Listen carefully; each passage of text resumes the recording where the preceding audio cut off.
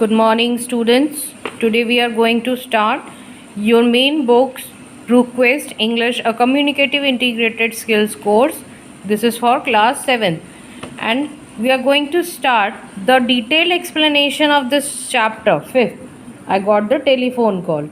I've already explained you this chapter, but that was in English, and a brief explanation was there. But now in this video, we'll cover the Hindi explanation of this chapter. It will be easier for you to understand the meaning of this chapter, actually what this chapter wants to tell you. अब इस chapter में chapter 5 I got the telephone call, इस chapter में हम Hindi explanation इसका देखेंगे. But this video will be in 2 parts. You will not get everything in the same video. तो be alert and get attentive towards your book. Sammy, what's that? ये क्या है? वो इस चीज़ को दिखाकर पूछ रहा है. It's my great grandpa's telephone. Sammy बता रही है माइक को कि ये उसके ग्रेट ग्रैंड पा, उसके दादाजी का भी टेलीफोन है. पिछले ज़माने में long ago people used to use this type of telephone to communicate with one another. पिछले ज़माने में क्या होता था? इस टाइप का टेलीफोन यूज़ किया जाता था एक दूसरे से बात करने के लिए. Okay, Sammy, did you know that Alexander Graham Bell invented the telephone? Mike is saying कि क्या तुम्हें पता है सैमी कि अलेक्जेंडर ग्राहम बेल ने ही इस फ़ोन का इन्वेंशन किया था. Yes, I know that, Mike. Did you know that Krishna got a very important message through the telephone because of this? Krishna? Who was Krishna? Mike was not knowing this. Who is Krishna? He is saying this. वो ये बोल रहा है कि कृष्णा कौन है, उसे वो नहीं जानता था, क्योंकि कृष्णा को इसी टेलीफोन की वजह से अपनी फैमिली और जो गांव के लोग थे उनकी हेल्प करने का मौका मिला. Now Sammy saying let's read about the Krishna together. Krishna के बारे में हम साथ में मिलकर पढ़ते हैं. क्या पढ़ेंगे? एक story is like this. Once upon a time a boy from a poor family lived in a small village. एक छोटे से गांव में एक छोटा सा परिवार था. उसमें उसके फादर, उसकी मदर और एक छोटा सा कृष्णा जो उनका ओनली सन था वो रहता था. Boy was only son, his name was Krishna.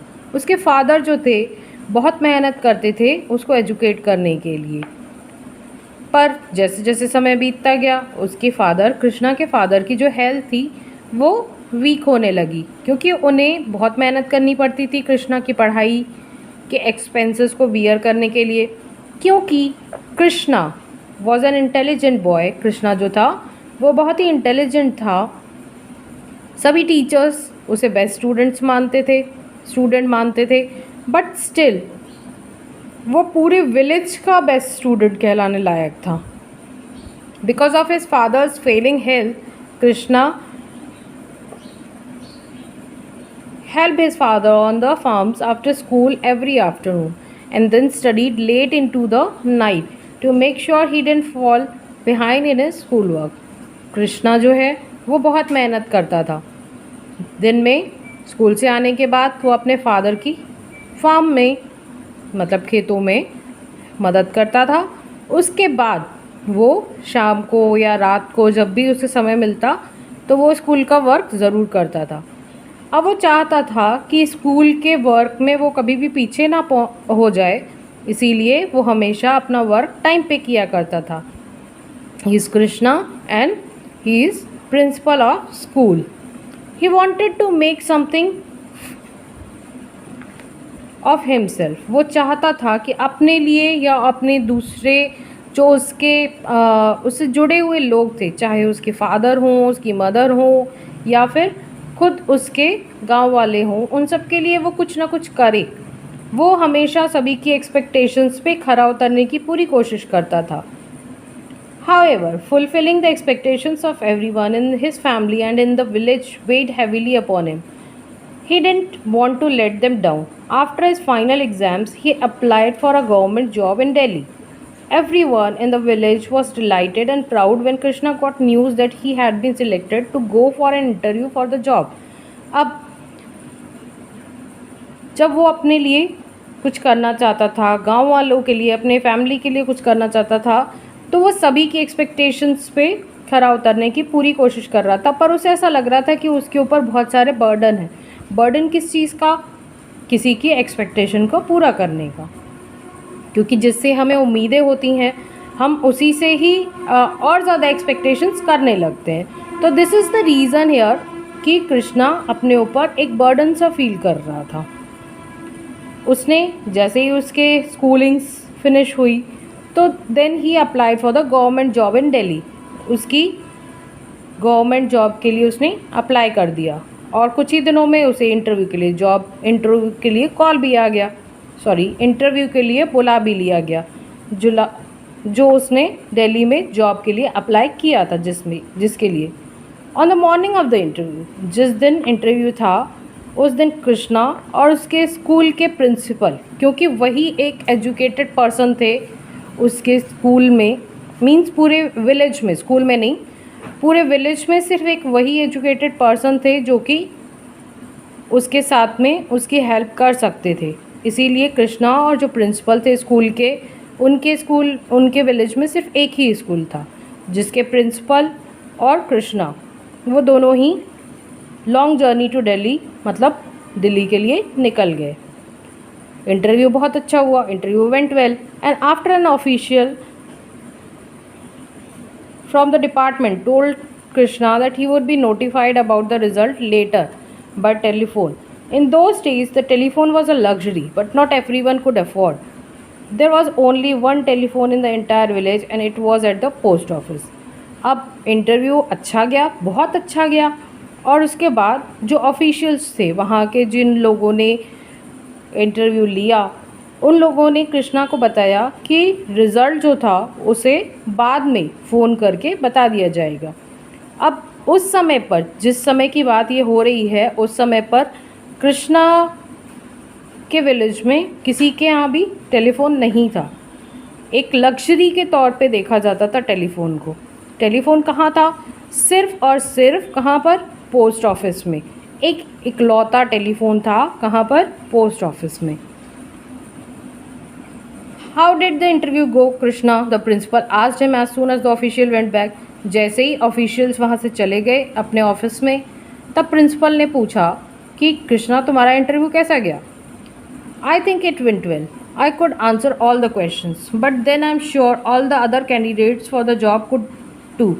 They said that they would let me know the result next week. He applied in a low voice. Don't worry, Krishna, you will be selected. I have every confidence in you. Let's go home now, the principal replied with a reassuring smile. Krishna looked worried. But my father and everyone in the village expects me to get the job. People in the village will be inquiring about the result. What will I tell them? He replied with a tense look. Don't worry, Krishna, I'm sure you will get the job, the principal replied. They started on the long journey back to the village. It was evening by the time they got there. Krishna's father rushed out to meet them, an eager look on his face. अब कृष्णा ने कहा कि मेरा सारा interview जो था, मैंने सारे आंसर्स क्लियरली दिए और मुझे ऐसा लगता है कि बाकी सभी कैंडिडेट्स ने भी दिए होंगे। अब उन्होंने ये रिज़ल्ट जो है वो नेक्स्ट वीक वो बताएंगे मुझे।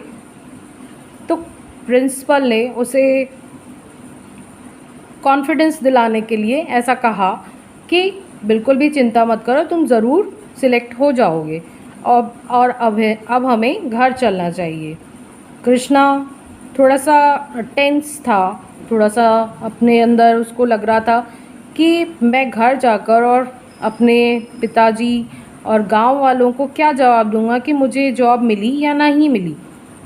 अब people in the village will be enquiring about the result. सभी लोग मुझसे पूछेंगे कि क्या हुआ जॉब का, तो मैं उनसे क्या रिप्लाई दूंगा। अब प्रिंसिपल ने उससे कॉन्फिडेंस दिलाने की फिर कोशिश की कि बिल्कुल भी चिंता मत करो और तुम्हें ये जॉब ज़रूर मिल जाएगी। दोनों ने विलेज की तरफ अपनी जर्नी वापस स्टार्ट की। शाम तक वो वहाँ पहुँच भी गए। कृष्णा के फादर उससे मिलने के लिए तुरंत पहुँचे और उससे पूछा सब कुछ कैसा रहा। Rest of the portion of chapter we'll do it in the next part. Thank you. Good morning, students. I am your English teacher, Mrs. Reema Ahuja. This is your main book, ProQuest English, a communicative integrated skills course for class 8. Okay. Now we are going to start the detailed explanation. Actually, the previous video was the brief explanation of this chapter, chapter 4, the radio signal. Now in this video we'll cover the Hindi explanation of this chapter. Chapter 4, the radio signal. What are you doing, Sammy? I am sending a signal to aliens. ये mic है और ये Sami है. Mic जो है वो Sami से पूछ रहा है कि तुम क्या कर रही हो. सैमी कह रही है कि मैं ये signals, radio transmitter, this is radio transmitter, ये रेडियो ट्रांसमीटर है जिसके थ्रू एलियंस को सिग्नल भेज रही हूँ. माइक हंसने लगता है. हा हा, आर यू क्रेजी? क्या तुम्हारा दिमाग ठीक है? क्या तुम ठीक सोच रही हो? सैमी कहती है कि नहीं माइक, समवन माइट मी लिसनिंग, ज़रूर कोई ना कोई सुन रहा होगा. John grey help his dad like this. वो कह रही है कि जॉन ग्रे के डैड की हेल्प जॉन ग्रे ने, मतलब अपने ही डैड की हेल्प जॉन ग्रे ने इसी तरीके से की थी. Let's read the story together. अब हम दोनों मिलकर इस स्टोरी को पढ़ते हैं. Okay students, this will be the half portion, part 1 of this chapter,